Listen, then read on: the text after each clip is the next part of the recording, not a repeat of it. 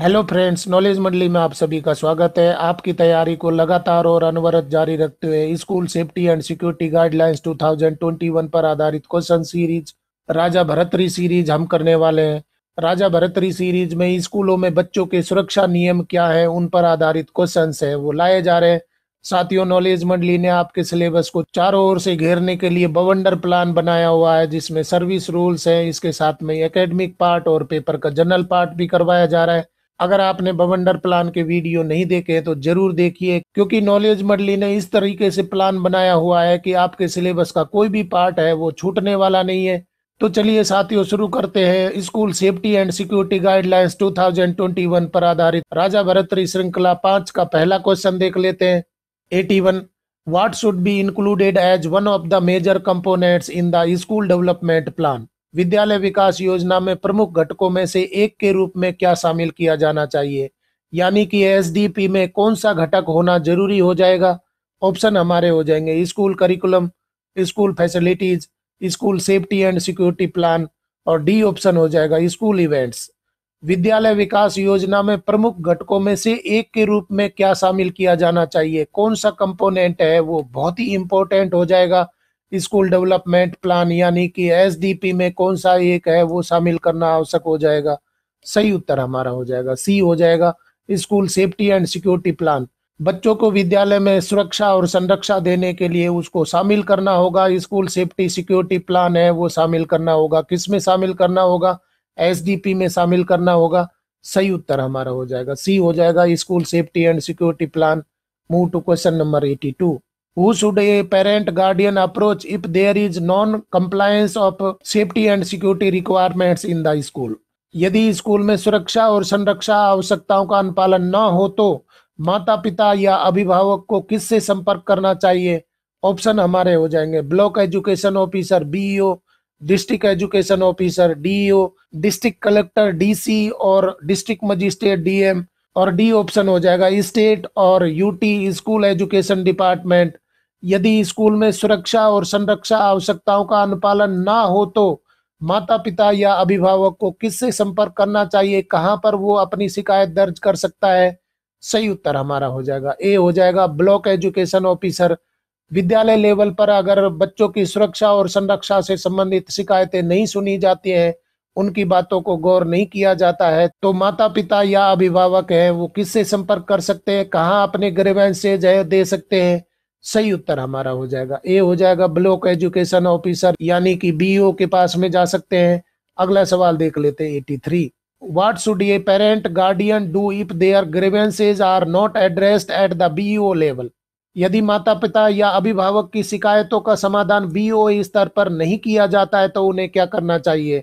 Approach the DEO, approach the DC oblique DM, approach the state UT school education department, और D option हो जाएगा approach the SMC. यदि माता पिता या अभिभावकों की शिकायतें हैं उनका समाधान बीओ स्तर पर नहीं किया जाता है तो उन्हें क्या करना चाहिए, वो किसके पास में अपने ग्रीवेंसेज को लेकर के जाएंगे? सही उत्तर यहाँ पर हो जाएगा ए हो जाएगा, approach the DO, district education officer के पास में वो जा सकते हैं। सबसे पहले विद्यालय लेवल पर शिकायतें दर्ज की जाएंगी, अपने ग्रीवेंसेज है वो विद्यालय स्तर पर करना चाहिए। अगर वहां पर समाधान नहीं होता है तो कहाँ जाएंगे? बीओ के पास में जाएंगे। बीओ स्तर पर भी उनका समाधान नहीं होता है तो वो कहाँ जा सकते हैं? डीओ के पास में जा सकते हैं, डिस्ट्रिक्ट एजुकेशन ऑफिसर के पास में जा सकते हैं। सही उत्तर हो जाएगा ए हो जाएगा, school safety and security guidelines 2021 पर आधारित राजा भरतरी श्रृंखला 5 का अगला सवाल देख लेते हैं 84। Who should be designated as members of the school safety committee.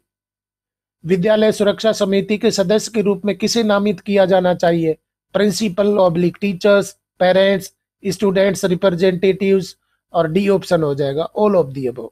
विद्यालय सुरक्षा समिति के सदस्य के रूप में किसे नामित किया जाना चाहिए?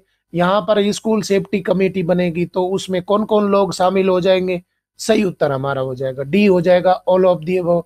प्रिंसिपल होंगे, साथ में टीचर भी होंगे, पेरेंट्स भी उसमें शामिल होंगे, और बच्चों के रिप्रेजेंटेटिव भी उसमें शामिल होंगे। तो सबसे मिल करके, सब लोगों को मिला करके क्या बनाया जाएगा? स्कूल सेफ्टी कमेटी बनाई जाएगी, जो कि स्कूल सेफ्टी और सिक्योरिटी से रिलेटेड मैटर देखेगी। सही उत्तर हमारा हो जाएगा डी हो जाएगा, all of the above. Move to question number 85। What action can the DC/DM take if the school continues to be non-compliant even after their directions? यदि स्कूल उनके निर्देशों के बाद भी अनुपालन नहीं करता है तो DC/DM क्या कार्रवाई कर सकते हैं? इससे पहले वाले क्वेश्चंस में हम चर्चा कर चुके हैं कि स्कूल कंप्लेंट कमेटी बनेगी, स्कूल लेवल पर बनेगी, और स्कूल लेवल पर समाधान नहीं होता है तो पेरेंट किसके पास जा सकते हैं? बीईओ के पास में जा सकते हैं। बीईओ लेवल पर भी समाधान नहीं होता है तो डीईओ के पास में जा सकते हैं, और डीईओ के पास में भी उनकी बातों का, उनकी शंकाओं का समाधान नहीं होता है तो कहाँ जाएंगे वो? डीएम डीसी के पास में जाएंगे, डीसी या डीएम के पास में जाएंगे। और डीसी डीएम क्या कार्रवाई करेंगे, ये क्वेश्चंस हैं, हम चर्चा कर चुके हैं, आप पहले वाले वीडियो देखिए। इस क्वेश्चन में बताया गया है कि डीसी डीएम ने निर्देश दिए और विद्यालय को निर्देश देने के बाद में भी उनके निर्देशों का पालन नहीं किया जाता है, नॉन कंप्लेंट होती है, तो क्या कार्रवाई की जाएगी? ऑप्शन हमारे हो जाएंगे conduct an inquiry, take disciplinary action against the erring members, और सी ऑप्शन हो जाएगा take administrative action against the school management, D option हो जाएगा ऑल ऑफ दी अबव। यदि स्कूल उनके निर्देशों यानी कि डीसीडीएम के निर्देशों के बाद भी अनुपालन नहीं करता है तो डीसीडीएम क्या कार्रवाई कर सकते हैं? सही उत्तर हमारा हो जाएगा डी हो जाएगा all of the above. Conduct an inquiry मतलब कि जांच बिठा सकते हैं, साथ में take disciplinary action against the erring members, जो भी गलती करने वाले अधिकारी हैं, रिस्पॉन्सिबल अधिकारी हैं, उनके खिलाफ अनुशासनात्मक कार्रवाई की जा सकती है। Take administrative action against the school management, विद्यालय प्रबंधन के खिलाफ अनुशासनात्मक कार्रवाई है, प्रशासनिक कार्रवाई है, वो की जा सकती है। डीसी या डीएम है, वो स्कूल सेफ्टी सिक्योरिटी गाइडलाइंस को इम्प्लीमेंट करने के लिए निर्देश जारी करते हैं, और अगर उन निर्देशों का पालन नहीं किया जाता है तो ये सभी कार्रवाई हो सकती है। सही उत्तर हमारा हो जाएगा डी हो जाएगा all of the above. Inquiry बैठा सकते हैं और साथ में अनुशासनात्मक कार्रवाई की जा सकती है गलती करने वाले अधिकारियों के खिलाफ, और विद्यालय प्रशासन के खिलाफ भी प्रशासनिक कार्रवाई की जा सकती है। सही उत्तर हमारा हो जाएगा डी हो जाएगा all of the above. Dear friends, question पसंद आ रहे हैं तो लाइक बटन दबाइए। नया सवाल देख लेते हैं 86। According to the juvenile justice act 2015, what is the punishment for someone who neglects a child in a manner like to cause unnecessary suffering? किशोर न्याय अधिनियम 2015 के अनुसार किसी ऐसे व्यक्ति के लिए क्या सजा है जो किसी बच्चे की इस तरह से उपेक्षा करता है जिससे उसे अनावश्यक पीड़ा हुई हो, यानी कि वो इस प्रकार से नेग्लेक्ट कर रहा है, कोई चीजों को नहीं देख रहा है, इस प्रकार से चीजों को नजरअंदाज करता है कि बच्चे को समस्या होती है, पीड़ा होती है, दुख होता है, किसी तरीके की दिक्कतें आती है, तो जुवेनाइल जस्टिस एक्ट के तहत क्या कार्रवाई की जाएगी? Imprisonment for up to 3 years, fine of 1 lakh rupees, both A and B, D option हो जाएगा नन ऑफ दी अबव। तो किशोर न्याय अधिनियम 2015 के अनुसार किसी ऐसे व्यक्ति के लिए क्या सजा है जो किसी बच्चे की इस तरह से उपेक्षा करता है जिससे उसे अनावश्यक पीड़ा हुई हो। मान लीजिए कि नजरअंदाज करने की वजह से उस बच्चे को कोई दिक्कत हुई हो तो जिम्मेदार व्यक्ति है, ऐसे व्यक्ति के नेग्लेक्ट करने से बच्चे को दिक्कत हुई है तो ऐसे व्यक्ति के खिलाफ क्या कार्रवाई की जा सकती है? सही उत्तर हमारा हो जाएगा सी हो जाएगा both A and B. Imprisonment for up to 3 years, 3 साल की सजा हो सकती है, 3 वर्ष तक की उसको सजा दी जा सकती है, और साथ में क्या किया जा सकता है? 1 लाख रुपए तक का जुर्माना भी उस पे लगाया जा सकता है। तो 3 वर्ष तक की सजा दी जा सकती है और 1 लाख रुपए तक का जुर्माना लगाया जा सकता है, अर्थदंड दिया जा सकता है यदि कोई व्यक्ति इस प्रकार से नेग्लेक्ट करता है, इस प्रकार से नजरअंदाज करता है कि बच्चे को कोई पीड़ा हो, कष्ट हो। सही उत्तर हमारा हो जाएगा सी हो जाएगा both A and B. Move to question number 87। Who is responsible for ensuring compliance with the roles and responsibilities assigned under NCPCR's Manual on Safety and Security of Children in Schools? स्कूलों में बच्चों की सुरक्षा और संरक्षा पर NCPCR के manual के तहत सौंपी गई भूमिका और जिम्मेदारियों का अनुपालन सुनिश्चित करने के लिए कौन जिम्मेदार है? School, school management, principal, head of school, और डी ऑप्शन हो जाएगा ऑल ऑफ दी अबव। स्कूलों में बच्चों की सुरक्षा और संरक्षा के लिए एनसीपीसीआर ने एक मैनुअल तैयार किया है और उस मैनुअल के अनुसार जो भी भूमिका दी गई है, जो भी रोल दिए गए हैं, जो भी जिम्मेदारियां, रेस्पॉन्सिबिलिटीज दी गई है, उनको अनुपालन करवाना किसकी जिम्मेदारी हो जाएगी? सही उत्तर हमारा हो जाएगा डी हो जाएगा ऑल ऑफ दी अबव। विद्यालय की जिम्मेदारी हो जाएगी, साथ में विद्यालय प्रबंधन की जिम्मेदारी हो जाएगी, और प्रिंसिपल और स्कूल हेड की भी जिम्मेदारी हो जाएगी। तो जो एनसीपीसीआर ने गाइडलाइंस जारी किए गए हैं, उन गाइडलाइंस के अनुसार रोल्स और रिस्पॉन्सिबिलिटीज जो असाइन की है, उनका अनुपालन करवाना, उनको कंप्लीट करवाना किसकी जिम्मेदारी हो जाएगी? स्कूल की होगी, स्कूल मैनेजमेंट की होगी, प्रिंसिपल की होगी, हेड ऑफ स्कूल की होगी। सही उत्तर हमारा हो जाएगा डी हो जाएगा, ऑल ऑफ दी अबव। नया सवाल देख लेते 88। How often should the safety walk be organised by the school safety committee? विद्यालय सुरक्षा समिति द्वारा सुरक्षा पद यात्रा का आयोजन कितनी बार किया जाना चाहिए? कितने समय के अंतराल के अंतर्गत सुरक्षा पद यात्रा का आयोजन किया जाना चाहिए विद्यालय सुरक्षा समिति द्वारा? Once a year, once every quarter, once every 3 years, once every month. तो सही उत्तर क्या होना चाहिए? कितने दिनों के अंदर विद्यालय सुरक्षा समिति द्वारा सुरक्षा पद यात्रा यानी कि सेफ्टी वॉक है वो शुरू कर देना चाहिए? सही उत्तर हमारा हो जाएगा बी हो जाएगा, वंस एवरी क्वार्टर। प्रत्येक तिमाही में सुरक्षा पद यात्रा है वो निकालनी होगी, सेफ्टी वॉक है वो करना होगा। सेफ्टी वॉक का मतलब है कि विद्यालय के जो सेफ्टी और सिक्योरिटी रूल्स के अनुसार वो पालन किए जा रहे हैं, नहीं किए जा रहे हैं, उनसे संबंधित चर्चा की जाएगी, इन सभी पहलुओं को देखा जाएगा। सही उत्तर हमारा हो जाएगा बी हो जाएगा, वंस एवरी ईयर। प्रत्येक तिमाही में ये कार्रवाई है वो की जानी चाहिए, प्रत्येक 3 महीने के अंतराल में ये कार्रवाई हो जाएगी स्कूल सेफ्टी कमेटी के द्वारा। क्वेश्चन देख लेते 89। Who should ensure the implementation of NCPCR's regulatory guidelines for hostels of educational institutions for children? बच्चों के लिए शैक्षणिक संस्थानों के छात्रावासों के लिए एनसीपीसीआर के नियामक दिशा निर्देशों का कार्यपालन किसे सुनिश्चित करना चाहिए? The school management only, the principal, head of school only, hostel warden only, और डी ऑप्शन हो जाएगा ऑल ऑफ दी अबव। बच्चों के शैक्षणिक संस्थानों के जो छात्रावास है वहां पर एनसीपीसीआर के नियामक दिशा निर्देश है, उनका कार्यान्वयन कौन सुनिश्चित करवाएगा? सही उत्तर हमारा हो जाएगा डी हो जाएगा, all of the above. The school management है ये भी शामिल होगा, साथ में प्रिंसिपल, हेड ऑफ स्कूल होंगे, और हॉस्टल वार्डन है ये भी जिम्मेदार हो जाएगा। तो एनसीपीसीआर के जो रेगुलेटरी गाइडलाइंस है सेफ्टी सिक्योरिटी से संबंधित, उनको अनुपालन कौन करवाएगा? School management, principal, head of school या हॉस्टल वार्डन सभी मिलकर के इनका अनुपालन करवाएंगे एनसीपीसीआर के रेगुलेटरी गाइडलाइंस को। सही उत्तर हमारा हो जाएगा डी हो जाएगा, ऑल ऑफ दी अबव। नया सवाल देख लेते 90। Who should convene meetings at the beginning of each academic year to develop a school safety and security plan? स्कूल सुरक्षा और संरक्षा योजना विकसित करने के लिए प्रत्येक शैक्षणिक वर्ष की शुरुआत में बैठकें किसे बुलानी चाहिए? School management, teachers, parents, students. तो विद्यालय में सुरक्षा और संरक्षा योजना विकसित करने के लिए प्रत्येक शैक्षणिक वर्ष की शुरुआत में बैठकें कौन आयोजित कराएगा जिससे कि बच्चों की सेफ्टी सिक्योरिटी गाइडलाइंस है वो फॉलो हो सके? सही उत्तर यहाँ पर हो जाएगा ए हो जाएगा, स्कूल मैनेजमेंट की ये जिम्मेदारी होगी कि वो बैठकें आयोजित करे जिससे कि सुरक्षा और संरक्षा योजना है वो विकसित की जा सके।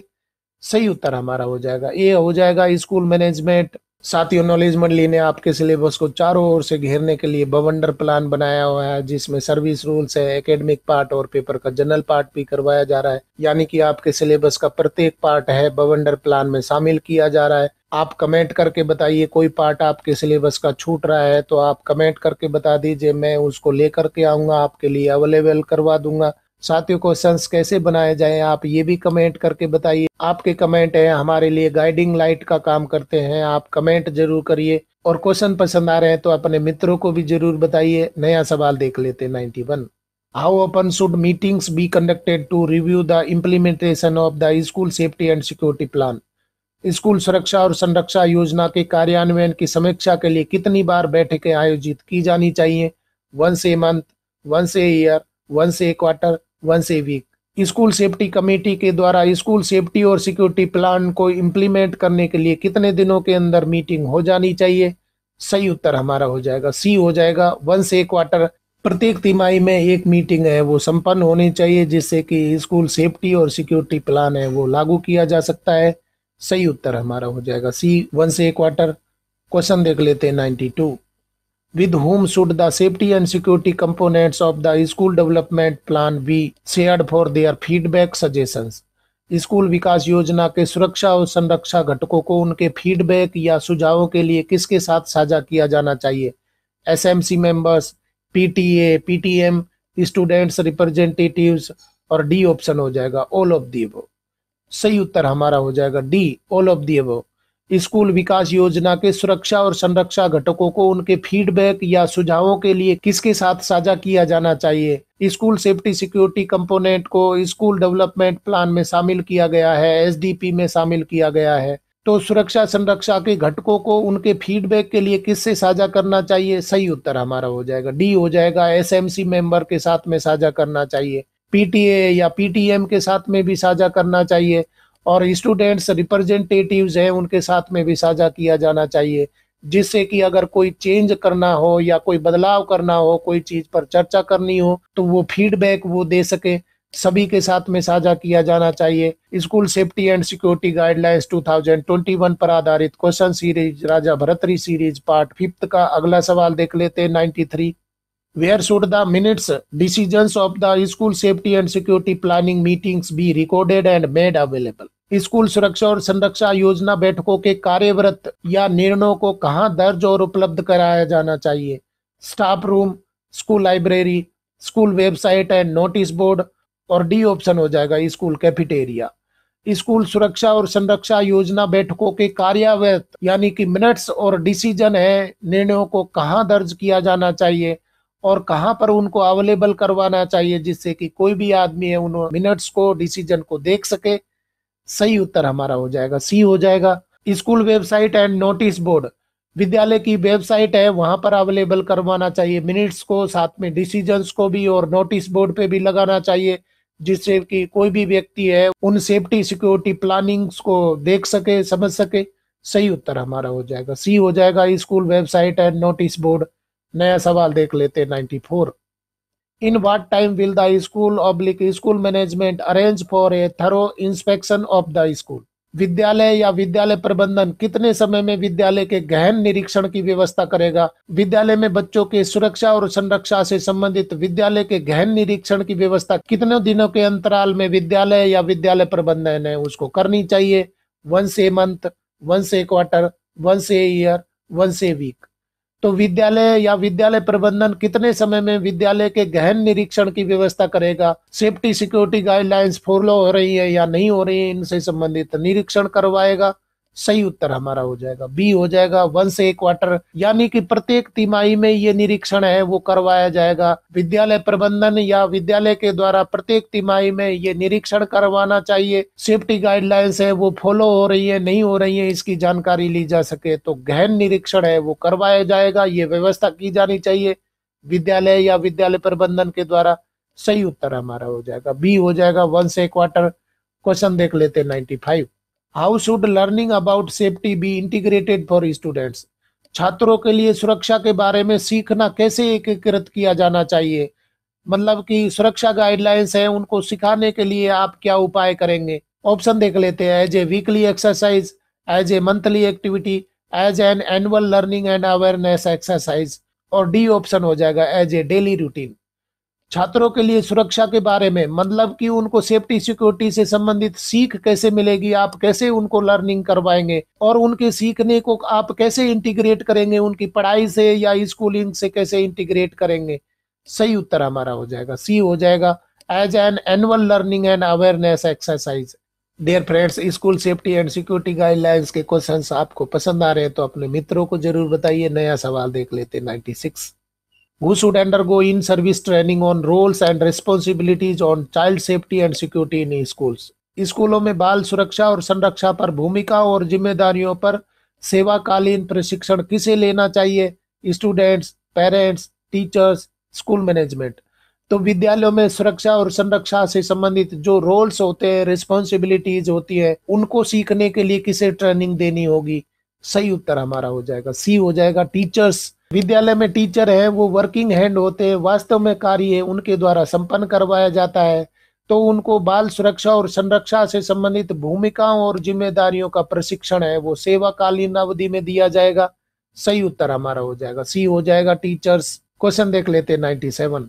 How often should in service training be conducted for teachers on child safety and security in schools? स्कूलों में बाल सुरक्षा और संरक्षा पर शिक्षकों के लिए सेवाकालीन प्रशिक्षण कितनी बार आयोजित किया जाना चाहिए?